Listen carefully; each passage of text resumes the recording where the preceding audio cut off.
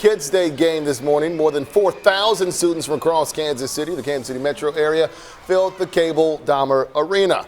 During the game, the Mavericks highlighting a sensory space, a new one in the arena. So this is really cool. As KSHB 41 News reporter Rachel Henderson tells us, it gives families a way to escape from those bright lights and the loud noises of a professional hockey game. Obviously, this is a lot of fun. This is just one of the many things available in the new sensory space here at the Mavericks Arena. We've also got one of these. So we talked to some people about why a space like this is important for inclusivity in the first place. At the Mavericks annual Kids Day, smoke, screaming fans, and music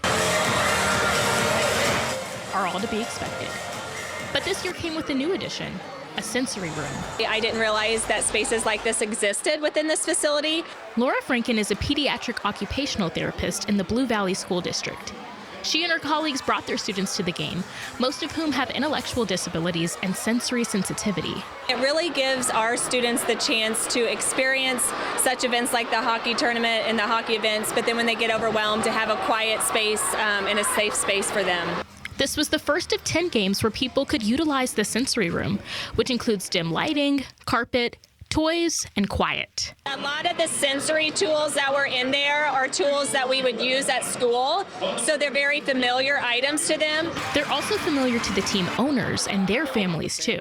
This space is important to us because our son and one of Lamar's many grandchildren is in a wheelchair. He has sensory issues, and we wanted to create a space that was welcoming for everyone. There's been so many times where he's just a little bit overwhelmed and you don't know what to do and you may not know what's wrong. So having a space like that where you can just sort of calm down.